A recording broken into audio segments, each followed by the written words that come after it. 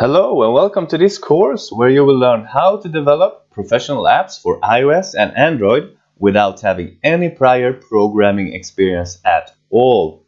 By the end of this course, you will be able to create your very own apps like the one you see to the right on your screen. Create great looking user interfaces and much more. To get started with this course, you need zero programming experience and you will learn everything you need to know from scratch.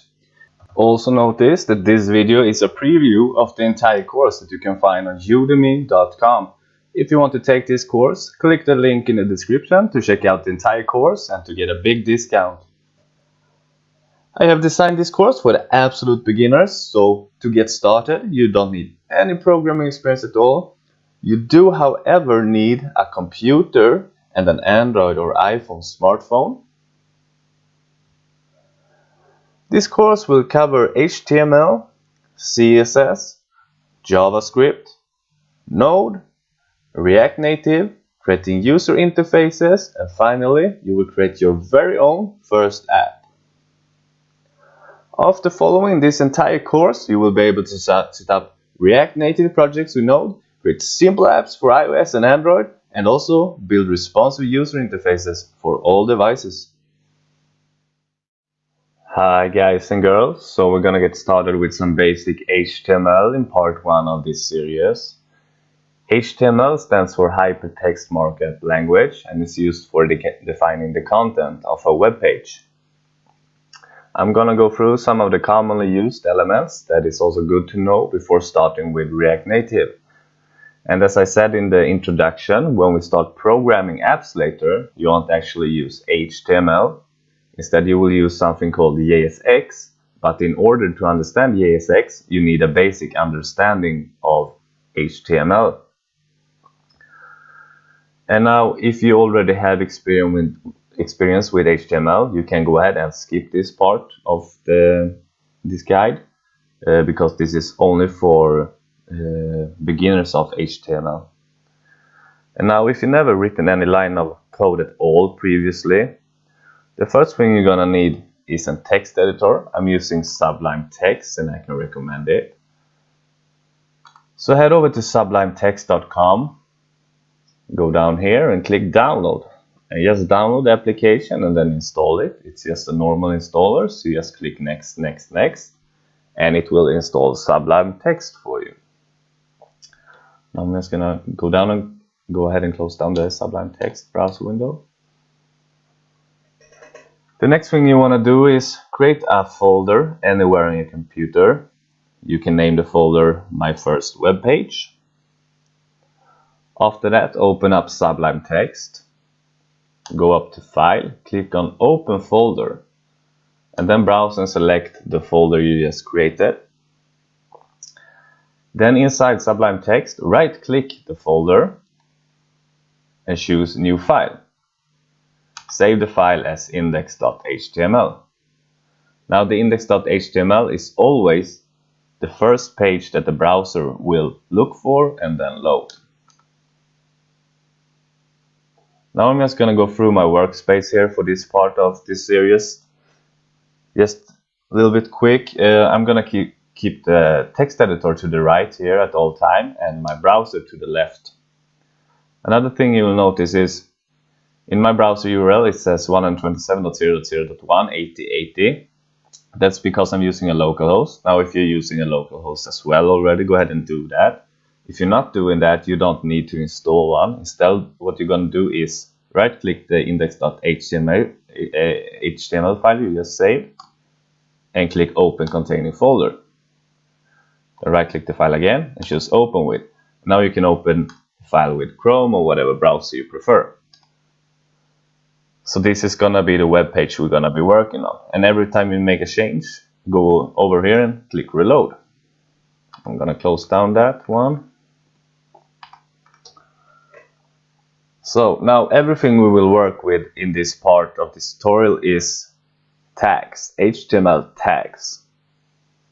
So just to give you an example of what a tag actually is, I'm gonna create a tag that doesn't even exist in HTML, but let's name it my tag. Inside my tag, I'm gonna add some content, some text, and then I'm gonna close my tag. Now every tag in HTML consists of an opening tag and a closing tag. Within these two tags you have content. You always open a tag by typing smaller than sign followed by the name of the tag,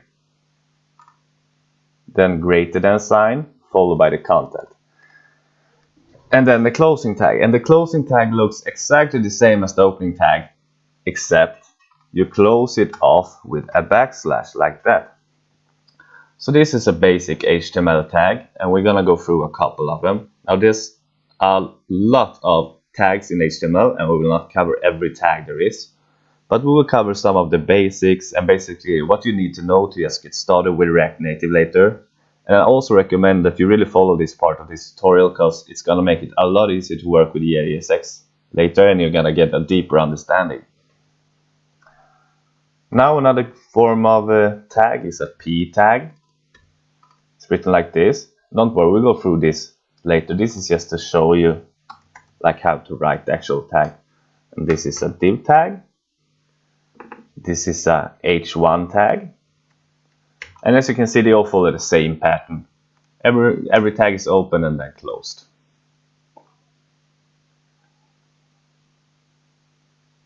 I'm gonna go ahead and delete that. Now the first thing we're gonna do is we're gonna create a basic HTML document. So go ahead and type the smaller than sign and followed by HTML, and then press tab. And when you do that, Sublime Text will create this HTML document for you.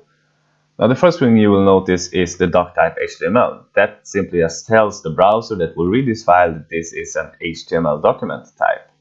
After that, you can see the opening tag for HTML, and at the bottom of the file the closing tag for HTML. Within the HTML tag there is a head tag with a title tag inside it, and also there is a body tag.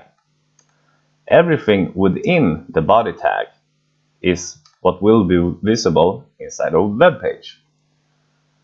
Now I'm just gonna add some spacing here to make it a bit easier to read, like that. So you can start by just defining some text here, just to show you that this is what's gonna actually end up in a web page.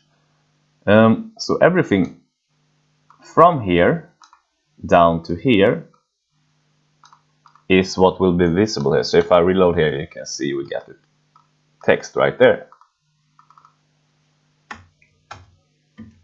So I'm just gonna zoom out a little bit, like that. So now let's start going over a couple of commonly used HTML tags. We can start by creating the H tag, which stands for a header tag. This is simply used to create headers in your web page, text headers. And we can create a couple of headers. You can create an H2 header and also an H3 header. And as you can see, they decrease in size the larger the number. So this is how we can create a simple header in HTML. Now below the header, normally we would use something like a P tag, which stands for paragraph. So just can type I'm a paragraph and close it off. And a paragraph is just simple text. And as you can see, none of these elements are styled with colors or anything like that. And we will not cover that in this part. That will be the CSS part, because HTML is just the basic markup. Only the content, not styled in any way. So everything will just be stacked below each other like this, without any styling, and then it will not look good. But that's how it's supposed to be. Now the next thing we can look at creating is the header tag. It's written like this. The header tag was introduced in HTML5, and it's used for defining the header of a web page. Now within a header you would normally have something like, for example, a logo type maybe. So we can go ahead and create an image, which you will use normally for creating a logo tag. So you're just going to create an image tag followed by a source. Now, as you can see, the image tag does not consist of an opening tag and a closing tag. Instead, I'm opening the image tag and closing it within the same tag. And now this green part is called an attribute, and this is the source attribute for the image tag. In the source attribute, we're gonna give the image a source for the image to load. Now this can be a file on your file system on your local client, or it can be a image from a web page or anything. I'm just gonna go ahead and give it an image from a web page. And as you can see, we get an image right there.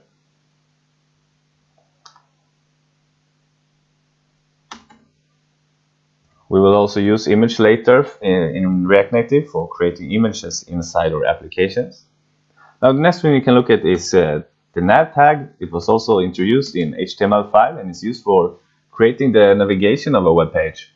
Something that's commonly used within a nav tag is an UL tag. It stands for unordered lists, and it's exactly what it sounds like, an unordered list. Inside the UL tag, you will add an LI item, which stands for list item. So if I add something here, let's say item 1, you can see that we get a list item.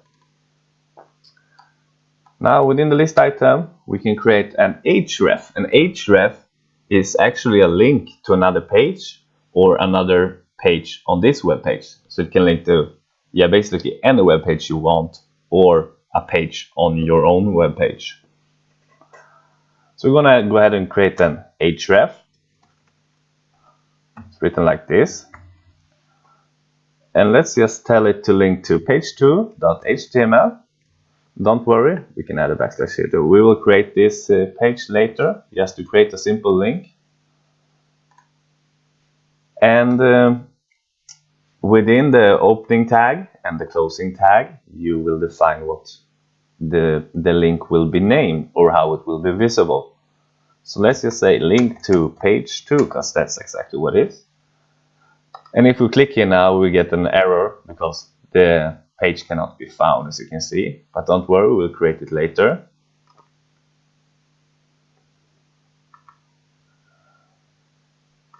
Now another commonly used element is a text input. So go ahead and create an input, give it a type of text, and then close it. As you can see now, we got this text input where we can write stuff. This is also something we will use later in React Native. Something that's commonly used within an input type is a placeholder. So go ahead and create a placeholder. We can just say name. As you can see now, we get this gray text telling us what to write. So if I start writing now, it disappears. And if I delete this text, it reappears again. So that's just to tell the user what to write in the text input. And another commonly used element is the select tag, which is a select list. So go ahead and create a select tag, opening tag and a closing tag. Within the select list, you normally use options. So we can create a list here of, let's say, cars. Just create an option. We can say Audi, BMW, and as you can see now, we get a list where we can choose between cars. Now another thing that's commonly used within an select option is a value. So we can give the Volvo a value of 1 and Audi a value of 2. Now these values, you don't have to worry about them, but if you were working with a backend developer, they will use these values to save the data in a database. But we can delete them for now, if we won't need them. Another common element is the button element, which is exactly what it sounds like. It's a simple button. So if you save your file now, you can see you get a button.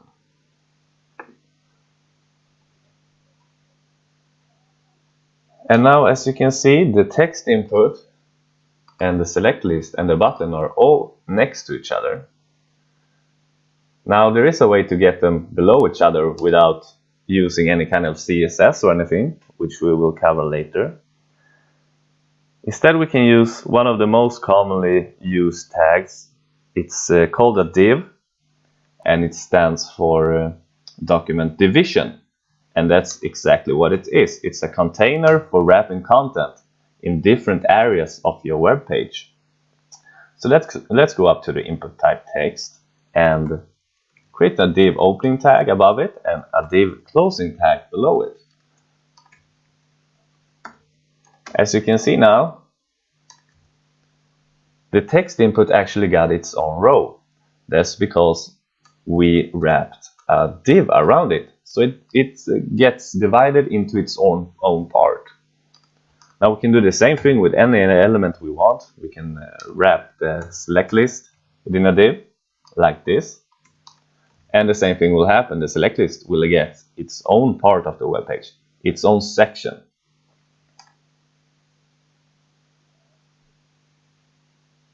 And if you think that this looks like a lot of code to you or unfamiliar, don't worry. If you type this like 4 or 5 times, you start to get used to it. And it's really like any language. You know, if you speak it enough, write it enough, you will become fluent in it.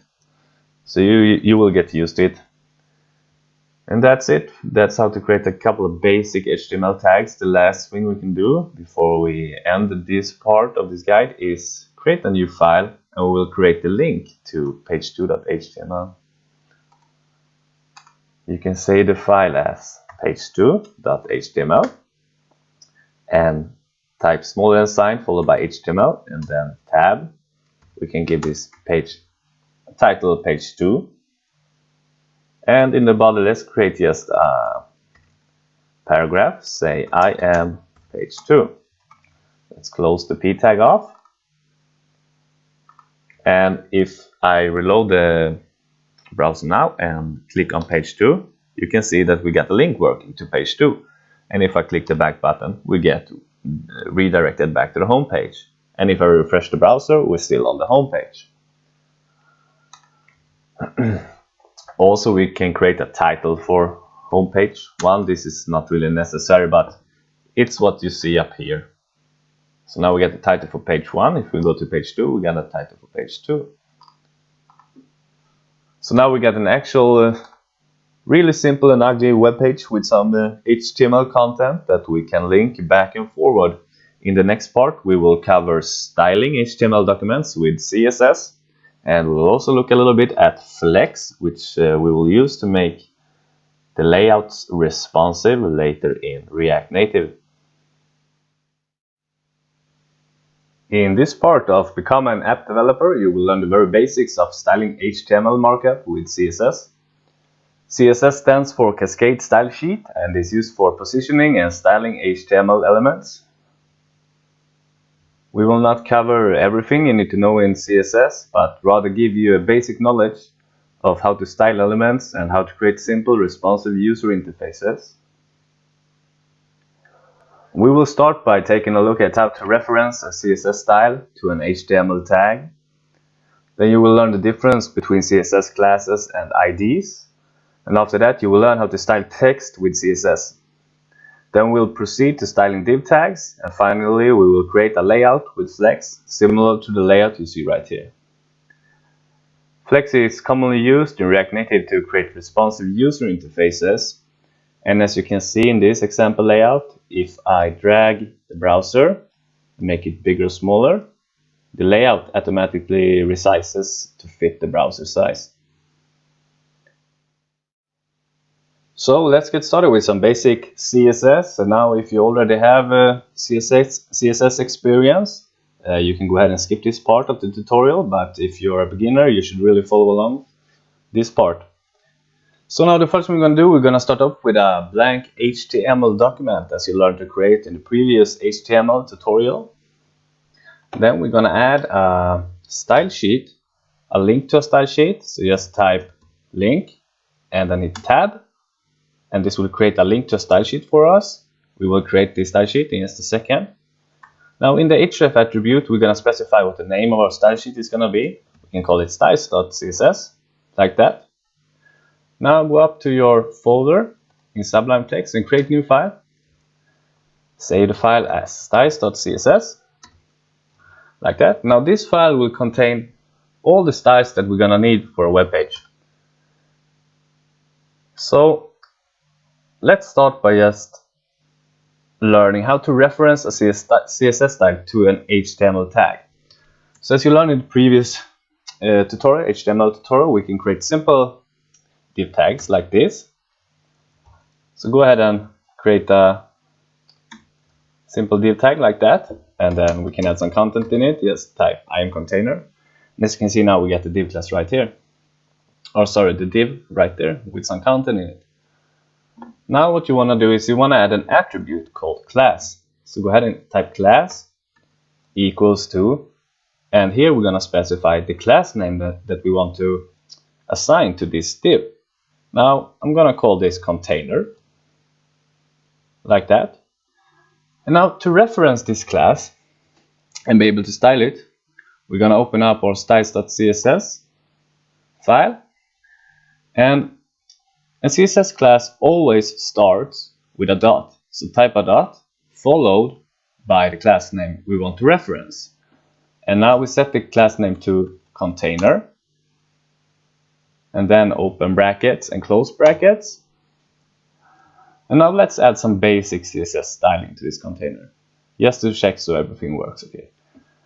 You can go ahead and add a background color. Let's set it to, we can type just gray like that. And as you can see now, this div has a background color of gray. So we're actually referencing this div by its class name, which is container, and creating the styles for the container in the style sheet. Now we also need to take a look at using IDs. This is called a class, and also there's something called IDs, or an ID. Now to reference a div with an ID, we're going to create a new div, like that. We can add some text in it. Let's say I am container2, and we're going to add an attribute this time. Instead of class, we're going to add ID equals to, and we can call this container2. So you can see we got the container2 below container1 in its own div, but we have no styles for it yet. So now we're going to do exactly the same as we did right here when we reference the container. But this time it's going to be referenced by an ID instead. Now an ID is referenced by a hashtag or a hash mark, like that. Not a hashtag, sorry. It's supposed to be just called a hash. Anyway, like that, and then you define the name for it, like that. We call it container2, and then opening bracket and closing bracket. Now let's add some background color for this one too. We can just give it red. So now we got two divs, one with a class name and one with an ID. And you style them exactly the same. The only difference is how you reference them. So for classes you use dots, and for IDs you use the hash. Now you're probably wondering, when should I use a class and when should I use an ID? The answer to that is really simple. You will use a class attribute when you have an element that is used multiple times in your application. So this container div, we might have 3 container divs like this. And then you should use the class name. When you use the ID is when you only have one element with one unique name. And no other element on this page has the ID container2. So we're gonna use this, we'll keep this to an ID. And let's use these that are sharing the same name. We're gonna use a class for them instead. Another difference between an ID and a class is that an ID only have one ID, like that. A class can actually have multiple classes. like that. You can just add how many classes you want after the initial class. So let's say we will give this container a class of extra class. Oops. Extra class, and then go into the style of CSS and define the class called extra class, and let's give it some padding. Let's give it 20 pixels. Now you will see one of these becoming really big, and that's the first one which we gave the extra class, on which we defined some padding. Now the padding will take up space from the div's edges to the content. That's all the padding does. So that's how to reference a CSS style to an HTML tag, and also the difference between IDs and classes. So now let's take a look at how to style text with HTML and CSS. You can go ahead and delete these divs that we just created. Keep the style sheet here and open up the styles.css file, and you can delete all the code inside it. Now open up index.html and create a p tag for paragraph and give it a class. We can call this just text, like that. Now open up styles.css and we're gonna reference the text class we just created with dot and then followed by text, opening brackets, closing brackets. Let's open up index.html and just add some text inside here. We can say I am a paragraph. So you can see we got some text over in the browser. So now we're just gonna take a look at like some really basic styles for a text inside an HTML document. This will come in handy later in React Native. We can start by just using the style property font size, which will change the size of the font. Let's set it to 24 pixels. So you can see the font got a little bit bigger. Let's also change the font family from Times New Roman, which is the default font family. We can change this to Verdana. So you can see we got a different font family on this paragraph tag right now. You can also use something called font weight. If you set it to lighter, the text will become lighter. If you set it to normal, it will be normal as it was previously. If you set it to bold, it will become bolder. So let's use bold. You can also change the color of the text by just specifying color, and then let's say gray, like that. You can also use something called text decoration, where we can add an underline to the text. So as you can see, we get an underline right now. Now let's say this text is aligned left within the p tag right now, but what if we wanted to have maybe the text in the center? Then we can use something called text align and set it to center. We can also use something called text transform. Let's set it to uppercase. Now this will actually transform all the lowercase letters to uppercase letters, just like that. You can also change the line height. Let's set it to 28 pixels. Now you won't see any difference now, but if we had multiple lines of text below each other, the bigger the line height, the bigger the margin between the lines would be. So it would increase the margin between the lines of the text. And that's just basically a couple of things you need to know to be able to style CSS. It's not much at all, but just some basic stuff that's good to know to make it look a little bit better and position it as you wish. Now the next thing we're going to take a look at styling is a simple div tag. So open up index.html and let's create a simple div like that. You can add some content in it. Let's say, oh, by the way, let's keep it like that. We don't need no content in that. Instead, add a class attribute and we can name this container. So as you can see, there's nothing here because this is just a div markup without any content in it. So what we're gonna do now, we're gonna add a new class, so dot and slash container, opening brackets, closing brackets. And let's start by just declaring some basic styles. We can set a width of the container div to 100 and also a height to 100. As you can see, the div is not visible yet because we have nothing defining the div like a background color or anything like that. So let's go ahead and add a background color to this div. We can see, let's give it a gray background.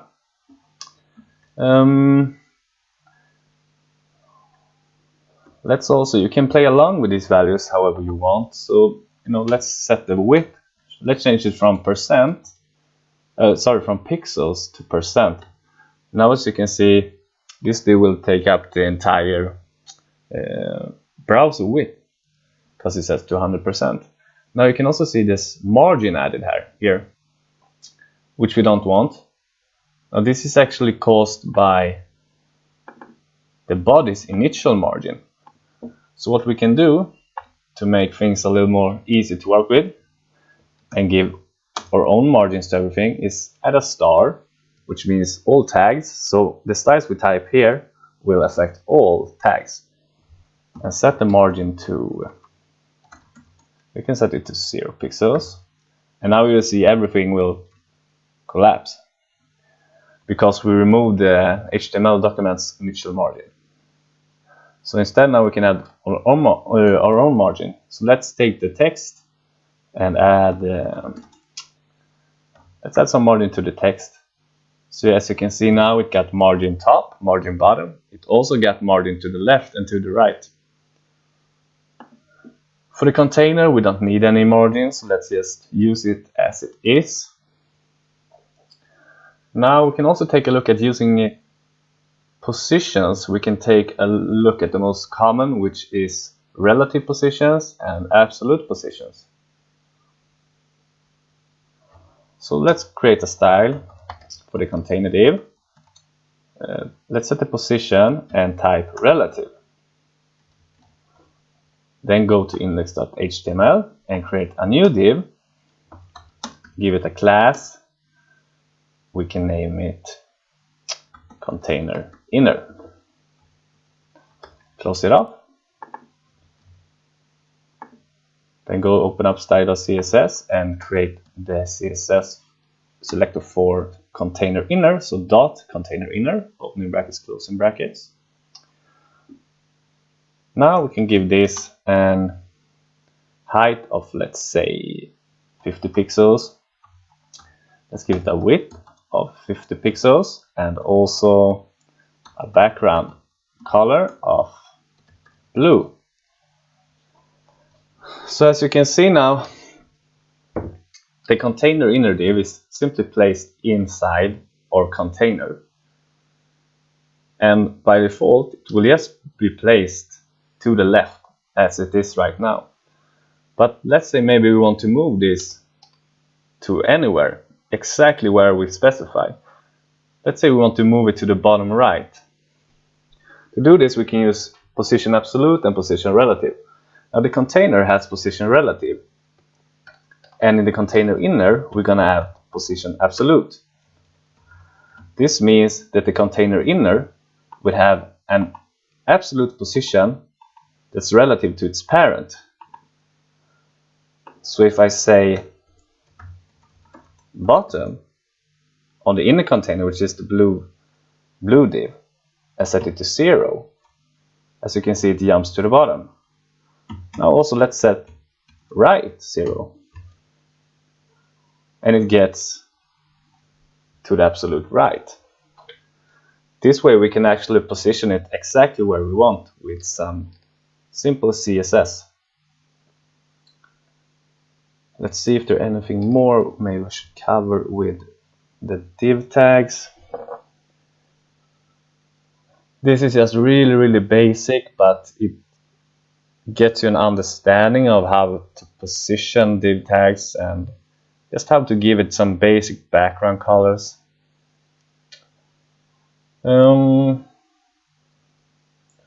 One more thing that I can teach you about HTML layout is, you can go ahead and open up, right click, if you're on Chrome, right click the web page, then click on inspect. This will open up the developer console, and here you can actually see the layout you just created. So you can click on body right there, and you can see the text here which we created. You can also see the container. You can open it up and you can see the container inner. Now here to the right you can see the CSS we just created, and this is exactly how we created it.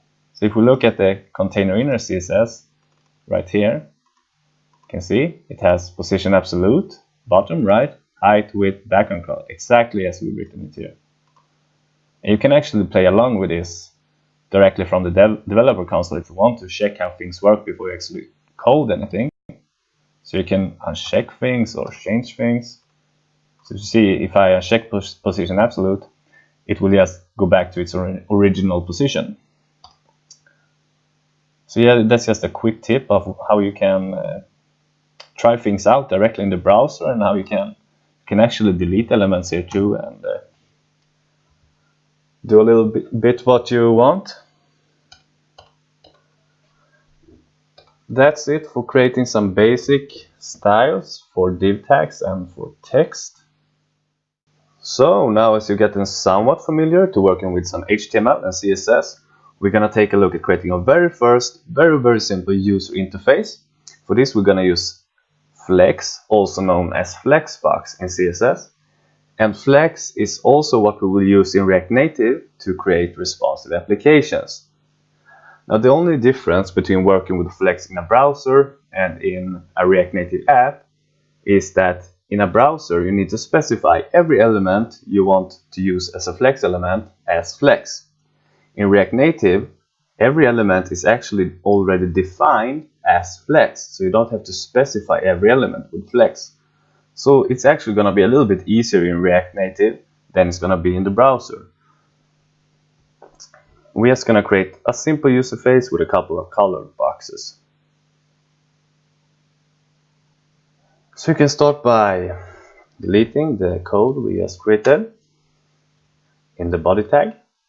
Also go to styles.css and delete everything but the star at the top.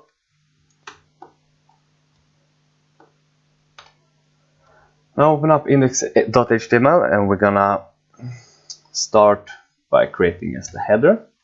And for creating the header, we're actually not gonna use Flex, we're gonna use percentage instead, just so you get a little bit of understanding how to work with percentage as well. So create the header and give it an ID of header. Open up styles.css. And we're gonna create just a simple header. Let's set the width to 100%.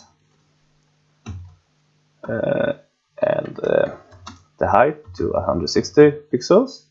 We can also give it a background color, just so we can see what we're working with. Let's give it 29, maybe 2. This is called hex color scheme. You can check it out online if you want to know more about how to create colors with a hex color scheme. So as you can see, we just got a really simple header. Its width is 100%.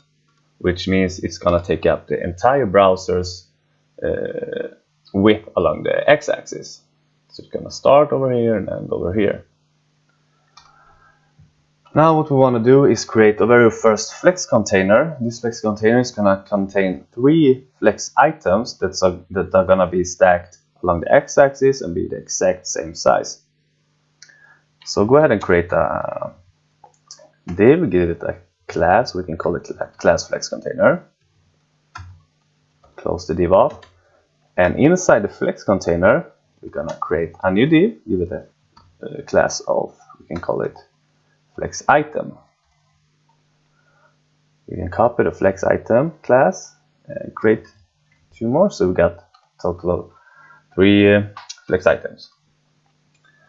Now what we want to do is we want to assign a display Flex to this div, which will allow its children to use the Flex style property. So open up style.css and create the style for Flex container, so dot Flex container, and we're gonna tell it to be a flex box. So set the display to flex and set the flex direction to row. Now adding flex direction to a div determines the primary axis of its layout. Now that maybe sounds fancy. All that means is if we add flex direction row, the children of the flex container are gonna be stacked along the x-axis of its parent. So the items are gonna be aligned horizontally next to each other. So let's go ahead and create the flex item class. Now we're gonna give it a flex of 1. Let's give it a height, and don't worry, I'm gonna explain this in just a second. Let's give it a height of 180 pixels. Let's also add a background color. We can give it a hex color, like that.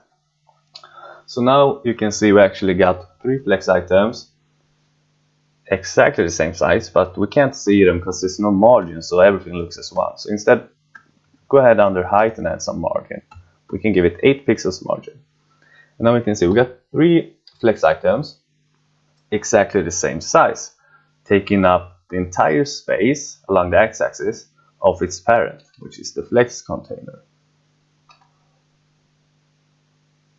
Now, if I wanted this div to be a little bit bigger than these two, we could actually just change the flex of the first div to 2 and keep these two at flex 1.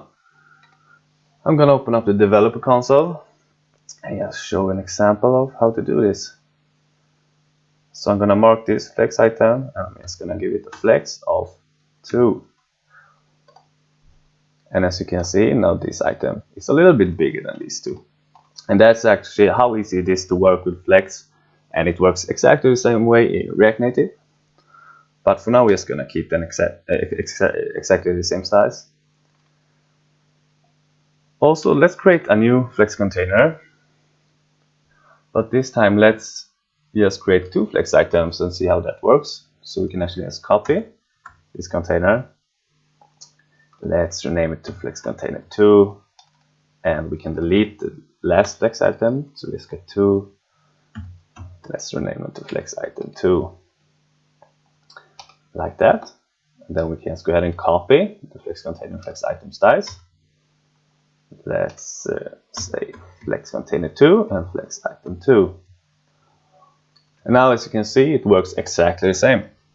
We got 2 flex items, exactly the same size, taking up the x-axis space of the parent, which in this case is flex container 2. Now this flex direction row, as I said, it determines the primary axis of its layout. Now in the browser, if I remove this and reload, you can see nothing changes. That's because in a browser, the default flex direction is row. However, I'm specifying this because in React Native, the default flex direction actually is column, which would make it look like this. They will be stacked below each other instead, along the y-axis. And that's why I'm specifying this in the browser, because you're gonna have to specify this later in React Native if you want the flex direction to be a row along the x-axis.